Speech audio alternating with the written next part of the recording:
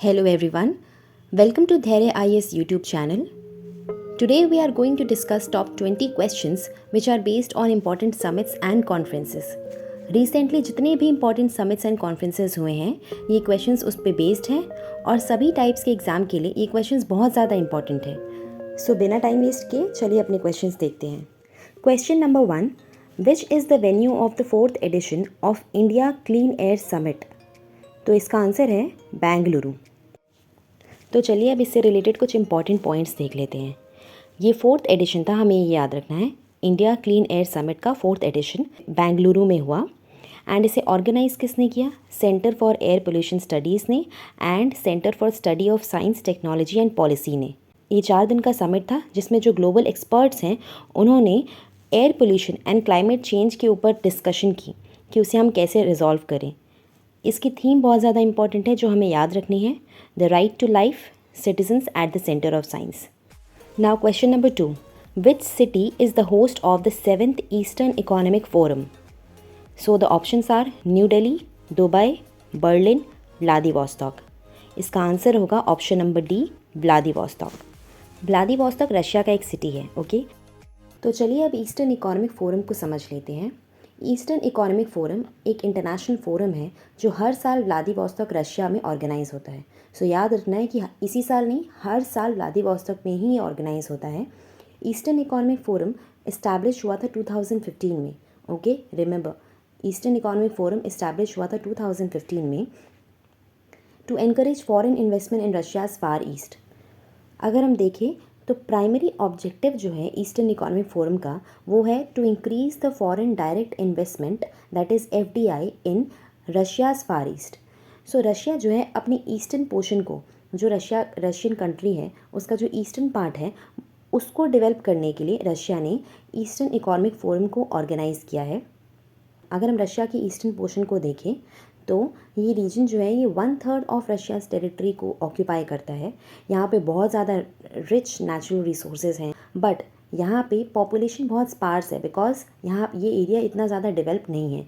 इसलिए Russian government चाहती है कि ये जो एरिया है उसे डेवलप किया जाए सो दैट यहाँ पे भी पॉपुलेशन आके रहे. Now question number 3. Which city is the host of second India-Japan 2+2 dialogue in 2022? So इसका आंसर है Tokyo. Tokyo is the capital of Japan. Okay. So this was the second India-Japan 2+2 foreign and defense ministerial meeting which was held in Tokyo in September 2022. तो हमें याद रखना है ये कि ये सेकेंड एडिशन था इंडिया एंड जापान का 2+2 डायलॉग का एंड इसमें फॉरेन एंड डिफेंस मिनिस्टर्स जो हैं वो पार्टिसिपेट करते हैं. सो इंडिया के defence minister Shri Rajnath Singh and doctor S Jaishankar जो मिनिस्टर ऑफ एक्सटर्नल अफेयर्स हैं उन्होंने इसमें पार्टिसिपेट किया. Now question number 4.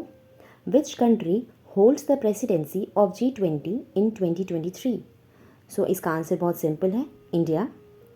सो हमें ये याद रखना है कि इंडिया से पहले ये प्रेसिडेंसी इंडोनेशिया के पास थी. इंडिया को ये प्रेसिडेंसी कब मिली? 1 दिसंबर 2022 को एंड कब तक के लिए?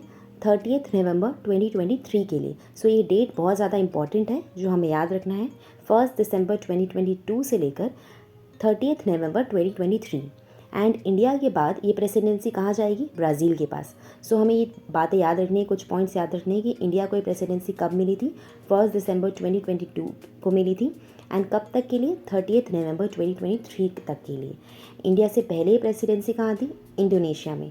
एंड इंडिया के बाद ये प्रेसिडेंसी कौन सी कंट्री के पास जाएगी? ब्राज़ील के पास. सो अब हम G20 से रिलेटेड कुछ इंपॉर्टेंट पॉइंट्स देख लेते हैं. G20 कब फॉर्म हुई थी? 1999 में. याद रखना है 1999 में G20 को फॉर्म किया गया था to secure global financial stability. So G20 में अब जितने भी मेंबर कंट्रीज़ हैं उनको हम मैप में देख लेते हैं. सो ये रहा नॉर्थ अमेरिका, यहाँ है Canada, USA, Mexico and south America में ब्राज़ील, अर्जेंटीना. देन यूरोप में हम आएंगे UK, France, Germany, Italy and फिर अफ्रीका में साउथ अफ्रीका. सो ये टोटल हो गए 10 कंट्रीज़. अब हम एशिया में चलेंगे तो एशिया में Turkey, then Saudi Arabia, then यहाँ Russia, then Japan, South Korea, China, ये हमारा प्यारा इंडिया, इंडोनेशिया, देन नीचे ऑस्ट्रेलिया। ये टोटल हो गए 19 कंट्रीज़ प्लस 1 यूरोपियन यूनियन। अगर हम G20 की प्रेसिडेंसी की बात करें, सो G20 की प्रेसिडेंसी जो है हर साल रोटेट करती है अमंग मेंबर्स। जितने भी मेंबर कंट्रीज़ है G20 में, हर साल एक एक साल हर कंट्री के पास उसकी प्रेसिडेंसी रहती है। सो 2023 में इंडिया के पास इसकी प्रेसिडेंसी है। अब हम इस वर्ड ट्रॉयका को समझ लेते हैं। ट्रॉयका का मतलब है, जैसे कि करेंटली अभी अगर हम देखें तो ट्रॉयका क्या है, इंडिया, इंडोनेशिया एंड ब्राज़ील। कैसे? सो करेंटली जो प्रेसिडेंसी है वो किसके पास है? इंडिया के पास। इंडिया से पहले इंडोनेशिया के पास थी एंड इंडिया के बाद किसके पास होगी? ब्राज़ील के पास। सो ये तीनों कंट्री मिलकर ट्रॉयका फॉर्म करती है, इसे हम बोलते हैं ट्रॉयका। बहुत इंपॉर्टेंट पॉइंट ये याद रखनी है कि G20 में कोई भी परमानेंट सेक्रेटेरिएट नहीं होता है। The agenda and work are coordinated by representatives of G20 countries, जिसे हम शेरपा बोलते हैं। इंडिया की तरफ से इस बार शेरपा कौन थे? अमिताभ कांत थे। G20 जो है it plays a significant role in shaping the global economic agenda. ये इसका मेजर रोल है जो हमें याद रखना है। Now question number 5th, which country is the host of Shanghai corporation organisation in 2023? So इसका आंसर है India, option number A, India. So अब कुछ इंपॉर्टेंट पॉइंट समझ लेते हैं हम शंघाई कॉरपोरेशन ऑर्गेनाइजेशन से रिलेटेड। तो इस बार की जो मीटिंग थी ये 23rd नंबर की मीटिंग थी। इसमें ईरान ने ऑफिशियली ज्वाइन कर लिया है। सो ईरान 9th मेंबर बन चुका है अब SCO का। सो ईरान से पहले टोटल 8 मेंबर थे, अब ईरान ने ज्वाइन कर लिया, सो टोटल 9 मेंबर्स हो गए हैं शंघाई कॉरपोरेशन ऑर्गेनाइजेशन में। टोटल कितने मेंबर्स हैं? 9। याद रखना है 9 टोटल मेंबर्स हैं। China, India, Iran, Kazakhstan, Kyrgyzstan, Pakistan, Russia, Tajikistan and Uzbekistan. India इसका फुल मेंबर कब बना था? 2017 में। आस्थाना समिट जो 2017 में हुई थी, उस टाइम पे इंडिया इसका फुल मेंबर बन चुका था। सो इंडिया को ये जो मेंबर प्रेसिडेंसी है SCO की, ये पहली बार मिली है 2023 में। सो ये जो प्रेसिडेंसी है, फर्स्ट प्रेसिडेंसी है इंडिया के पास जो आई है। इसका थीम जो है ये बहुत इंपॉर्टेंट है, जो हमें याद रखना है, टूवर्ड्स अ सिक्योर SCO। अब शंघाई कॉरपोरेशन ऑर्गेनाइजेशन को हम अच्छे से समझ लेते हैं। सो SCO जो है वो ये एक permanent intergovernmental international organisation है। इसको 2001 में क्रिएट किया गया था। SCO का चार्टर साइन कब हुआ था? 2002 में and it entered into force in 2003। SCO का सेक्रेटेरिएट कहाँ है? बीजिंग में है। याद रखना है कि SCO का सेक्रेटेरिएट बीजिंग है, जबकि इसका नाम है शंघाई कोऑपरेशन ऑर्गेनाइजेशन। सो इंसान कंफ्यूज हो सकता है कि शायद इसका सेक्रेटेरिएट भी शंघाई में है। सो नहीं, इसका सेक्रेटेरिएट बीजिंग में है। ऑफिशियल लैंग्वेज जो है, इसकी 2 ऑफिशियल लैंग्वेज हैं, Russian and Chinese. Now question number 6, which union ministry organised the conference on industry 4.0? So इसका आंसर है option number C, ministry of heavy industries. Union minister for heavy industries doctor Mahendra Nath Pandey inaugurated conference on industry 4.0 challenges ahead and way forward at Kevadia, Gujarat. So याद रखना है कि इसे inaugurate किया है union minister for heavy industries ने, जिनका नाम है डॉक्टर महेंद्र नाथ पांडे, एंड कहाँ पे किया है? केवड़िया, गुजरात में किया है। सो इस कॉन्फ्रेंस का एम क्या है? इस कॉन्फ्रेंस का एम है इंडस्ट्रीज़ जो हैं उनमें ऑटोमेशन एंड इनोवेशन को प्रमोट करना एंड डिजिटल मैन्युफैक्चरिंग प्रोसेस को अडॉप्ट करना। इस ओकेजन पे model smart factory and assessment tools को भी इनॉग्रेट किया गया। So now question number 7, which state और UT is host to the 14th world spice conference in 2023? So इसका आंसर है ऑप्शन नंबर बी, महाराष्ट्र। अब कुछ इंपॉर्टेंट पॉइंट्स देख लेते हैं इससे related. So the 14th world spice congress held in February 2023 at Navi Mumbai, Maharashtra. So याद रखना है कि नवी मुंबई, महाराष्ट्र में इसे हेल्ड किया गया। इट वॉज हेल्ड इन नवी मुंबई, महाराष्ट्र। कौन से नंबर की थी ये? 14th नंबर की थी। Okay. World spice Congress which is organise by Spice Board India conducted on the sidelines of India's G20 presidency. इसका थीम क्या है? Vision 2030 spices. अगर हम स्पाइसेस का फुल फॉर्म देखें तो वो क्या है? S for sustainability, P for productivity, I for innovation, C for collaboration, E for excellence and S for safety. ये एक बाइनियल इवेंट है, मतलब हर 2 साल में एक बार इसे ऑर्गेनाइज किया जाता है and it is the largest exclusive business platform for the spice sector. कुछ एडिशनल इन्फॉर्मेशन भी देख लेते हैं। सो जो स्पाइसेस बोर्ड ऑफ इंडिया है, ये इंडियन गवर्नमेंट की regulatory and export promotion agency है फॉर इंडियन स्पाइसेस। इसका हेडक्वार्टर कहाँ है? कोची में है। Spices board was constituted in 1987 under spices board act 1986। Now question number 8. Which is the first Pacific country to host the World Hindi Conference? So इसका answer है option number C, Fiji. So Fiji hosted the 12th World Hindi Conference from February 15 to 17, 2023. With this, Fiji became the first country in the Pacific to hold the World Hindi Conference. This 3-day conference was held in the Fijian city of Nadi. External affairs minister S Jaishankar ने India की तरफ से इस conference में भाग लिया। Fijian Hindi is enshrined in the constitution of Fiji as an official language. Now moving towards question number 9. So who represented India in the meeting of Shanghai cooperation organisation council of heads of government? So इसका answer है option number B, doctor S Jaishankar. Now question number 10. Which country is the host of the ASEAN India Commemorative Summit? So the answer is option number C, Cambodia. So our Vice President Shri Jagdeep Dhankar leads delegations at the 19th ASEAN India Summit in Phnom Penh, Cambodia. So याद रखना है कि this was the 19th edition of ASEAN India Summit. कहाँ पे हुई है? पनोम pen, Cambodia में। And किसने इसे हमारे इंडिया को किसने रिप्रेजेंट किया है यहाँ पे? जगदीप धनखड़ जी, जो हमारे वाइस प्रेसिडेंट हैं। सो आसियान को पहले हम समझ लेते हैं। आसियान जो है, इसका फुल फॉर्म है association of south East Asian Nations. So it is a regional grouping that promotes economic, political and security cooperation. It was established in August 1967 in Bangkok, Thailand, with the signing of Bangkok Declaration by the founding fathers of ASEAN, namely Indonesia, Malaysia, Philippines, Singapore and Thailand. इसका chairmanship annually rotate करता है on alphabetical order. अब हम ASEAN के members को देख लेते हैं। सो आसियान में total 10 South East Asian nations हैं, namely Brunei, Cambodia, Indonesia, Laos, Malaysia, Myanmar, Philippines, Singapore, Thailand and Vietnam. So एक बार मैप में रिवाइज कर लेते हैं इसे।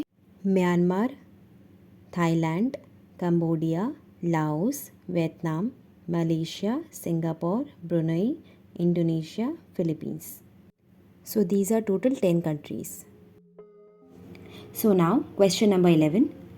Which country organized Millet's Smart Nutritive Food Conclave? So the answer is India. So Ministry of Commerce and Industry ने अपने apex agricultural export promotion body APEDA के through millet smart nutritive food conclave को organise किया।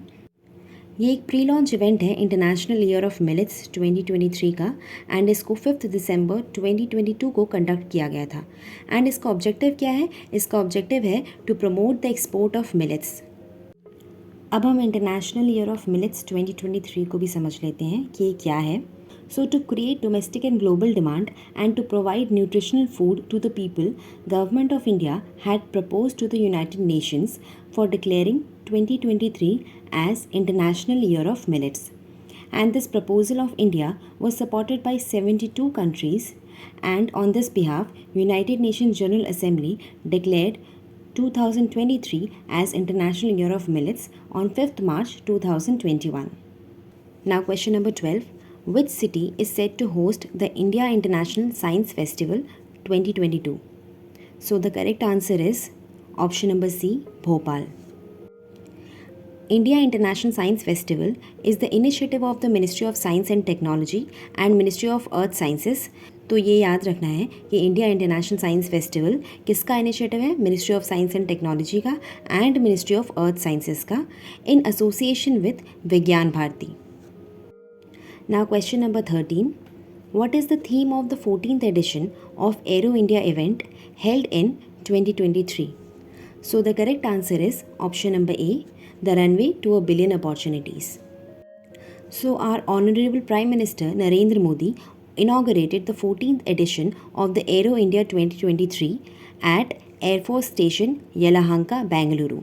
सो ये याद रखना है हमें कि ये कौन सा एडिशन था, 14th एडिशन था एरो इंडिया 2023 एंड ये कहाँ पे हुआ, एयरफोर्स स्टेशन येलाहंका जो बेंगलुरु में है.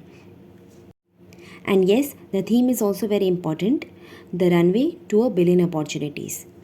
More than 80 countries participated in this event. Now question number 14. Which city is the host of Asia Economic Dialogue, the flagship event of Ministry of External Affairs? So the answer is option number B, Pune. So Ministry of External Affairs का annual flagship event on geoeconomics, that is Asia Economic Dialogue, 23rd February 2023 को पुणे महाराष्ट्र में शुरू हुआ. अब हम Asia Economic dialogue को भी समझ लेते हैं. So Asia Economic Dialogue 2023 was organized by Ministry of External Affairs and Pune International Center. Asia Economic Dialogue जो है ये एक्सटर्नल अफेयर्स मिनिस्ट्री का एनुअल इवेंट है एंड इसका फोकस होता है on the dynamics of trade and finance in Asia and its neighbouring countries. Main theme इसका है Asia and the emerging world order. Now question number 15. Which state or UT is the host of B2B Global Conference and Expo on Traditional Medicine? So the answer is option number B, Assam. So the Assam government hosted the first B2B Global Conference and Expo on Traditional Medicine under Shanghai Cooperation Organization, that is SCO. SCO को हम already समझ चुके हैं. The event was held in Guwahati. याद रखना है कि गुवाहाटी में हुआ है ये इवेंट. ये कॉन्फ्रेंस एक प्लेटफॉर्म प्रोवाइड करेगा जितने भी रेगुलेटर्स हैं, इंडस्ट्रीज़ एंड बिजनेस लीडर्स हैं in SCO and partner countries to discuss various aspects of traditional medicine. इस कॉन्फ्रेंस का एम है to promote traditional medicine globally and to create an ecosystem for research and development, education and trade in traditional medicines. The event is expected to help in enhancing the understanding of traditional medicines among participating countries. Now question number 16. Which city is the host of the first G20 Energy Transition Working Group meeting? So the correct answer is Bengaluru. Option number B, Bengaluru. So the first G20 Energy Transition Working Group meeting under India's G20 presidency took place in Bengaluru from February 5th to 7th 2023. Around 150 countries ने इसमें participate किया and Bangladesh, Egypt, Mauritius, Netherlands, Nigeria, ओमन, Singapore, UAE and Spain, ये जो 9 countries हैं इनको special guest की तरह इनवाइट किया गया था. This meeting was also attended by leading international organizations such as World Bank, Asian Development Bank, United Nations Development Programme, International Energy Agency, International Solar Alliance, etc. Union minister of power इसकी nodal ministry है. याद रखना है union ministry of power इसकी nodal ministry है. Now question number 17. Which city is the host of the W20 Inception meeting under India's G20 presidency? यहाँ पे जो W20 है इसका मतलब है Women's 20. So the answer is option number C, Aurangabad. So the first meeting of W20 under India's G20 presidency was held at Shambhaji Nagar, Maharashtra. Shambhaji Nagar जो है वो औरंगाबाद का ही न्यू नेम है. इस मीटिंग का थीम है pursuit of gender equality, equity and dignity for women lead development. इस meeting का फोकस है हमारे प्राइम मिनिस्टर मोदी जी का जो विजन है वुमेन लेड डेवलपमेंट का, उसको साकार करना, to create a world of equality and equity where every women lives with dignity. So इसके अलावा W20 के 2 और मीटिंग हुए, एक जयपुर में 13th to 14th April and एक महाबलीपुरम तमिलनाडु में 15th to 16th जून को. Now question number 18. The SCO startup forum 2023 was organized in which city? So the correct answer is option number B, New Delhi. It was organized in New Delhi by Department of Promotion for Industry and Internal Trade.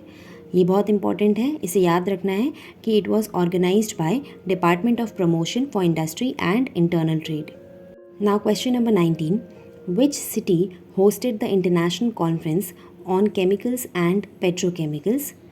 So the correct answer is option number C, New Delhi.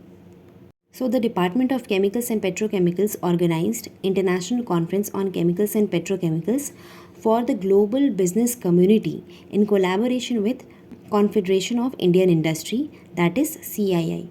Now the last question, question number 20.